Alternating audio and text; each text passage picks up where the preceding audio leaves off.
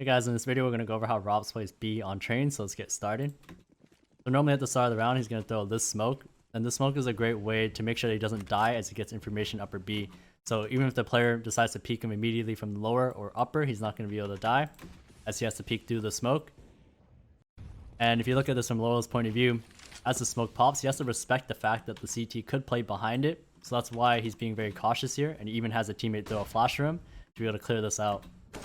Notice how he'll also spam the smoke just to make sure that this player isn't playing behind it or in it or anything like that.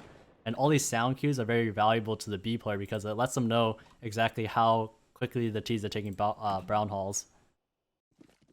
So here we're going to see that ropz is going to throw a very similar smoke, except it's slightly to the right, and he's going to get aggressive off this smoke. Because the smoke is slightly to the right, it creates a gap on the left side for him to go through.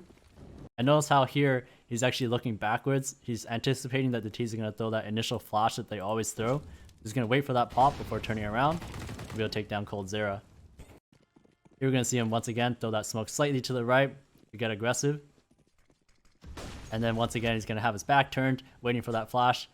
Here in this particular round we're going to see that the T's don't really send anybody here. So because of this, he's just going to start backing away and being aware that the smoke doesn't fully cover the top. He's just going to make sure that if somebody peeks him from here, he's got his crosshair on him before playing back in this box area. In this particular round, the T's have actually taken outer control. So because of this, he's going to get a little bit aggressive. And he does this by going on top of the railing and then playing up on top of the railing like this. And because the smoke doesn't fully cover these spots here, he'll check these spots here as he'll still be able to see half of the T's bodies, and as well, you also have to be aware that people can be up here as well. So here we're going to see that he's going to throw that initial smoke, and like I mentioned before, it's a great way to get information. So look at all these T's that are rushing towards him. He's able to hear all these footsteps, and because of this, he's going to call for a rotate from his Z player to be able to help him at B. So here in this round, we're going to see that if he doesn't throw that smoke, he'll normally just jiggle with a piece of utility. So here he has a molotov, and as soon as he hears some footsteps, he's going to drop it at the choke point. Here's the same thing where he has a smoke. As soon as he sees the shoulder, he's going to drop it, and he's able to take down these three players as they're passing through the smoke, because he has a huge advantage. So typically in this situation, it's actually better to use the smoke here, or it's more powerful to use the smoke.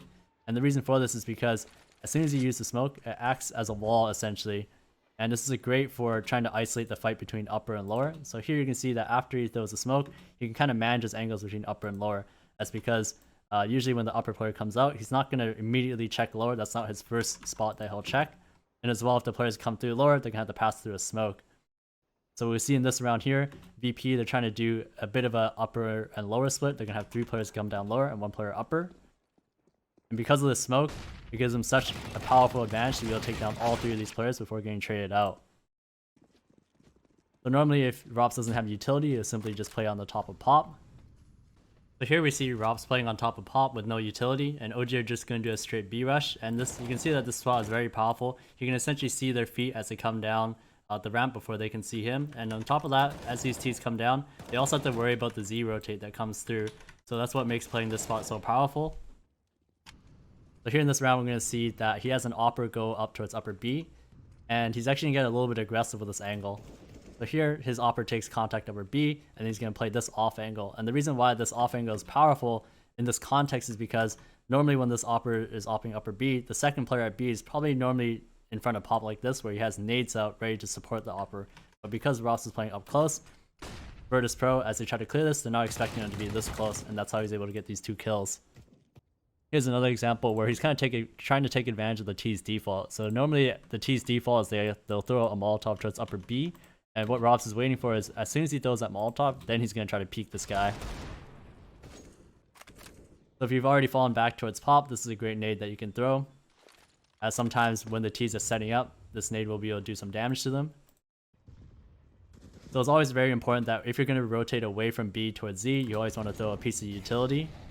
And the whole reason why you want to do this is because sometimes there might be a player who's lurking in this area, and you don't want to let him catch you off guard. So that's why you throw this piece of utility here, so that he can't actually push through it. You're going to see him do the same thing with the smoke here.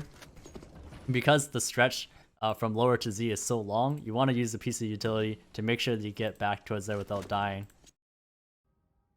So playing bomb train is probably the best spot to play in when you're in the site, as it's a great way to kind of isolate angles and let your teammates take contact off you. So here we're going to see that ropz is able to get this first kill, kind of hide, let his teammate here to be able to take the next contact. So there it is, he gets the next contact, and then allowing him to re-peek. And the one thing is about playing the center bomb train is that you can choose to either peek between the left side or the right side. So it gives you a lot of different options. So here's another example where he's playing top pop. He's going to have an off angle on the player upper before fading into the center of bomb train. And here, this is a great way of showing how you can isolate your angles. So here, he's facing towards upper and he's covering himself from lower. Now he's going to cover himself from upper, now facing towards lower. And then now he's going to face towards upper, covering himself from lower. And then now, as he drops down from the left side of the bomb train, he's going to cover himself from upper and then fight towards lower. So all these different things you can do when you're in the center of bomb train simply because of how the geometry of the bomb train works. You can kind of separate how you want to fight towards lower and upper and kind of manage the angles at the same time. So this is probably the best spot to play in whenever it's going to be some kind of upper exec. So he's playing on top of upper here, and the T's have actually thrown a lurk smoke. And this is a great angle because essentially if the T's decide to go through lower, the first spot that you're going to check is not this upper position that ropz is playing in. And the second thing is if the T's decide to pass through upper, they're going to have to push to the smoke where ropz will still have a huge advantage. So here in this round, you're going to see that movie star riders, they're going to do their upper exec or their inner exec. He's able to get Alex and he's able to get Mopez as well. Here we're going to see the same thing where they're doing an upper exec, and this time the T's, they try to pass through the smoke, and this is immediately shut down, and it allows him to basically focus down towards lower afterwards. Here in this round, we're going to see that without the lurk smoke, what he'll simply do is he'll try to aggress upper to try to isolate these fights. So he'll go inside upper, try to get his lurk kill on the player who may be here before focusing on lower.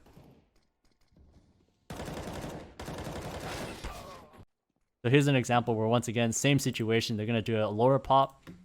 And then once again, he tries to focus on fighting towards upper before focusing on lower.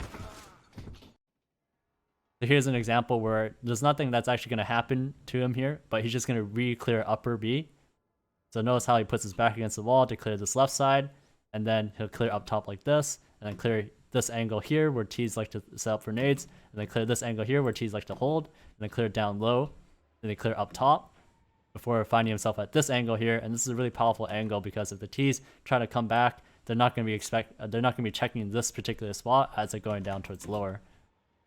So playing spools is a great way to kind of separate the pushes between upper and lower, but the one thing is that as soon as they know where you are, you're going to get traded. So here's an example where he's able to get this first kill on upper, but he's going to get traded at lower. And we're going to see the reverse here where he's going to try to focus on lower.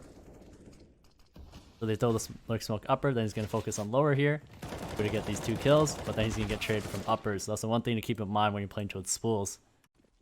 This is a smoke that you may want to throw at the start of the round to kind of deter the T's from wanting to push. And what the smoke does is essentially a small little one-way. So by throwing the smoke, basically lands on top of this balcony part here. And if there was a player who was upper, he would be able to see the player's feet down low as they come down the stairs. And if you're the T, as you come down, you're not really going to be able to see the CT as you come down the steps. So it acts as a little bit of a one-way. ropz doesn't really use this smoke all that much to fight with it. He'll usually just throw it to kind of delay. And this is the flash that you want to throw if you have an AWPer that's going towards upper. So notice how he throws it. Basically, when this CT crosses this line here on the radar, that's the timing that you want. And to throw this flash, you basically go on top of the bomb train, or on top of pop, you go right there. And then just put your crosshair towards the middle, lining up with this and this. And you just simply throw. And the reason why this flash is so good is because it'll blind people who are posted up from upper, either on the left side or the right side. And they'll also get people who are down low like this. Thank you guys so much for watching. If you guys liked what you saw, please like, subscribe, hit the notification bell for more future content. Thanks again. I'll see you guys in the next one.